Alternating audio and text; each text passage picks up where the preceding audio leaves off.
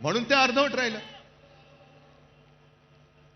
पण आज आपला हा दसरा मेळावा होतोय.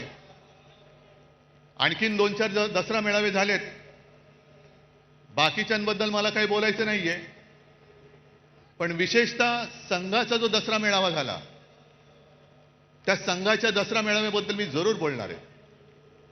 कारण 100 वर्ष ही काही थोडी थोडीची वर्ष नाहीये. आज काय योगायोग आहे कल्पना नाही मला. पण संघाची 100 वर्ष पूर्ण होत आहेत आणि नेमकी गांधी जयंती आहे. हा काय योगायोग म्हणायचं की काय मला कळत नाही. पण जशी संघाला 100 वर्ष होत आहेत, तसेच आज एक ज्येष्ठ स्वातंत्र्य सेनानी म्हणा, समाजसेवक म्हणा, जी पारेख यांचं दुर्दैवी निधन झाले. त्यांना सुद्धा मी आपल्या सर्वांच्या वतीने एक आदरांजली आणि श्रद्धांजली वाहतो. कारण अशी लढणारी माणसं आता कमी होत चाललेली आहे. जो लढेल तो तुरुंगात जाईल, ही अशा पद्धतीने यांची सरकारची आता नीती आणि वाटचाल सुरू झालेली आहे. जसं तुम्ही सगळ्यांनी बघितलं असाल की या कालच्या अधिवेशनात जनसुरक्षा कायदा आणला गेला. सर्वांनी विरोध केला. आपण केलाच पाहिजे, तो लागू होऊ देता कामा नयेच. मुख्यमंत्र्यांनी आणि त्यांच्या चेला चपाट्यांनी त्याची मखलाशी केली की हा कायदा असं काही एकट्यासाठी नाही. सगळ्या संघटना जर कोणी अति डावे, कडवे डावे, आम्ही कडवे डावे वगैरे ओळखत नाही. आम्ही देशद्रोही आणि देशप्रेमी दोनच जणांना ओळखतो. पण तुम्ही नुसतं आम्हाला तोंड देखल्या काहीतरी कारण सांगणार असाल तर उदाहरणासकट सांगतो की कसा गैरवापर होतोय. सोनम वांगचुक, एक चांगला देशभक्त सोनम वांगचुक या माणसाने अतिशय दुर्गम भागात, लेह लडाख,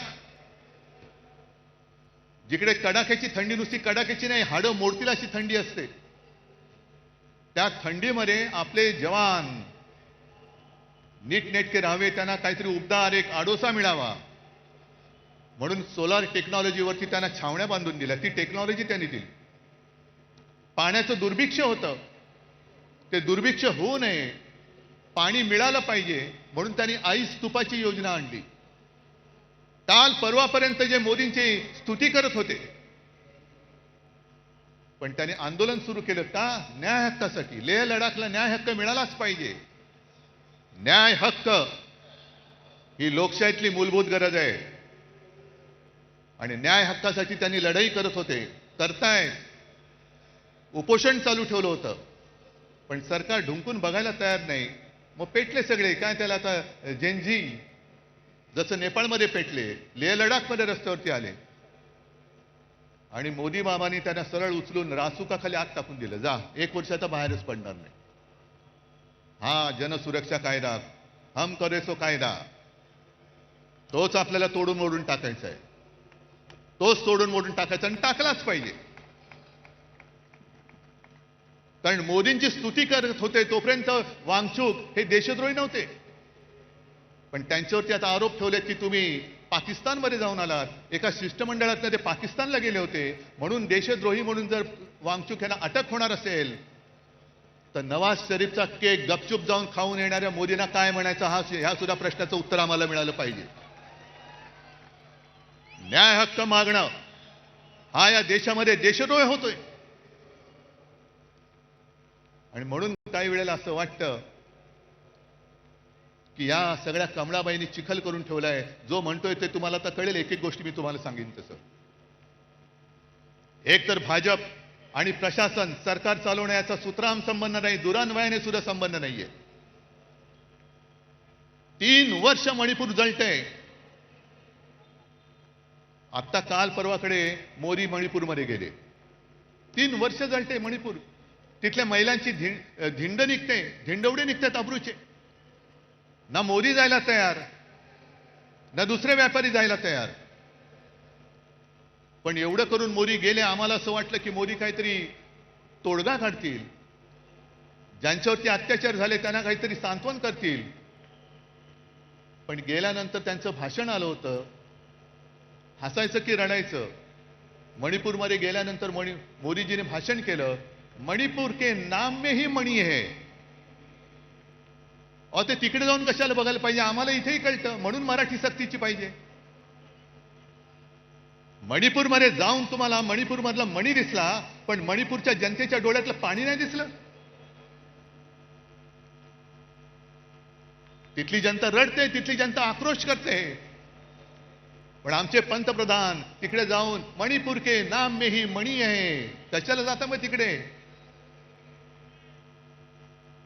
ही जी यांची सगळी जी वृत्ती आहे, मला असं वाटतं काही वेळेला विचार केल्यानंतर की भाजप म्हणजे आता अमिबा झालेला आहे. अमिबा म्हणजे तो एक पेशीय प्राणी असतो, काय जीव असतो, तो सगळ्यांना शाळेमध्ये होता.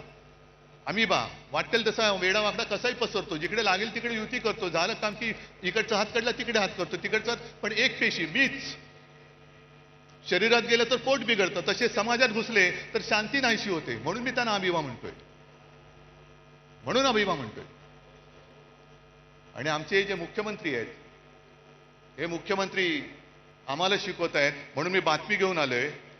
इंडिया टुडेने सर्वे केलाय, तुमच्यापर्यंत आलाय. इंडिया टुडेने एक सर्वे केला की most popular CM across India. आता गेल्या 2-3 महिन्यातला सर्वे आहे, म्हणून मी त्याचं कागदच घेऊन आलेलो आहे. आपल्या वेळेला पहिल्या 5 मध्ये महाराष्ट्राचा मुख्यमंत्री येत होता. माझं कर्तृत्व नव्हतं, हे तुमचं सहाय्य होतं. महाराष्ट्राच्या जनतेचं कौतुक होतं, ते माझं नव्हतं. पण आज जो हा सर्वे झालेला आहे, आलेला आहे, त्याच्यामध्ये सगळ्यात पॉप्युलर उत्तर प्रदेशचे मुख्यमंत्री योगी, नंबर 1, 2 ममता, 3 चंद्रबाबू, 4 नितीश कुमार, त्याच्यानंतर स्टॅलिन, नंतर काय ते पिनारवी विजयन, मग रेवंता रेड्डी, मोहन यादव, हेमंता विश्वकर्मा शर्मा, आणि 10व्या ह्याच्यावरती आमचे मुख्यमंत्री देवेंद्र फडणवीस. नशीब 10वे नाही तर फडणवीस म्हणून 20वे आले असते. अहो येणार कसे, सगळी बजवतपुरी करून ठेवलेली आहे. काय केलं काय तुम्ही आजपर्यंत. आज सुद्धा बातमी आली की कुठल्या एका अधिकाऱ्याच्या ऑफिसमध्ये धाड टाकली, अधिकाऱ्याला पकडला रंगेहात. वसई विरारच्या महापालिकेच्या आयुक्तांना पकडलं होतं. अधिकारी पकडले जात आहेत, पण मंत्री राजरोस बॅगा उघड्या टाकून खोलीमध्ये बिनधास्त बसलेले आहेत. त्यांना यांना हात लावायची हिंमत होत नाहीये.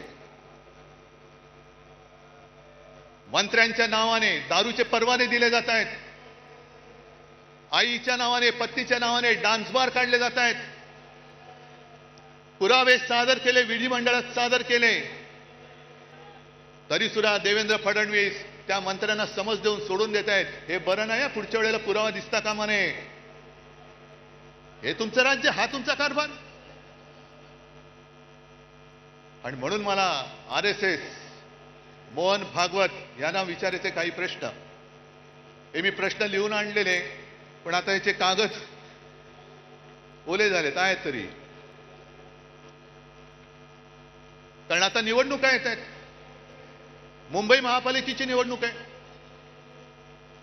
निवडणूक तुम्ही लावाच, जनता वाटच बघते. आज येताना सुद्धा मुंबईच्या रस्त्याची झालेली चाळण हे सगळेजण बघतायत, अख्खी मुंबई भोगते. जरा कुठे पाऊस झाल्यानंतर तुंबणारी मुंबई, तुम्ही ते मेट्रो आणि मोनो चालू ठेवण्याच्या ऐवजी मुंबईमध्ये आता बोट सेवा सुरू करा.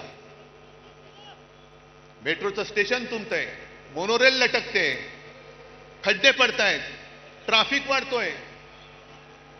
आणि हे आपले महापालिकेत भाजपचा महापौर झालाच पाहिजे म्हणून बोंबलून हे पुन्हा दिल्लीला जातात अमित शहा.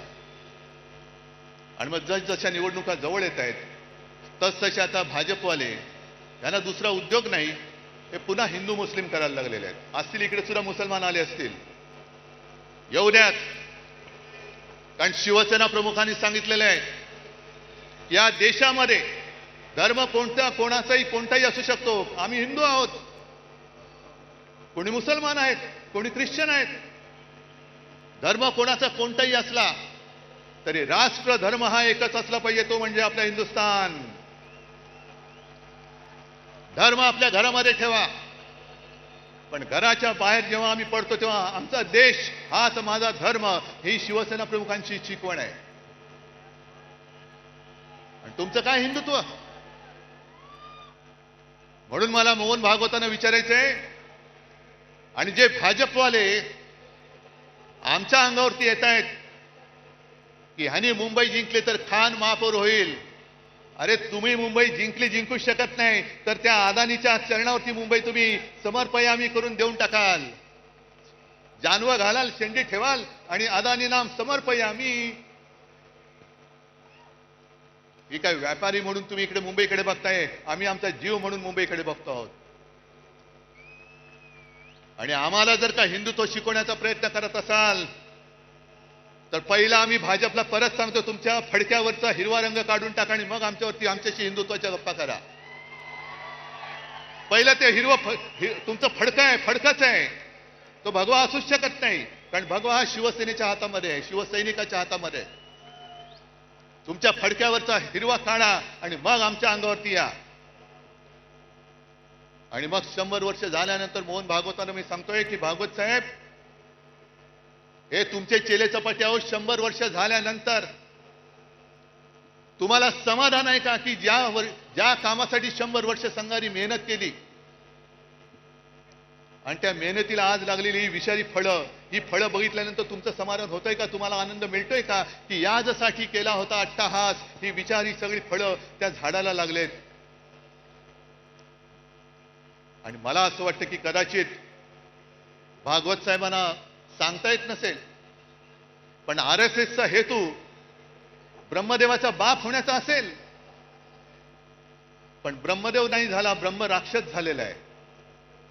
आणि मुद्दामून तुम्हाला सांगतो, मी ब्रह्म राक्षस हा शब्द जाणीवपूर्वक वापरतो आहे. सगळ्यांनी घरी जाताना गुगलवरती ब्रह्म राक्षस या शब्दाचा अर्थ बघा.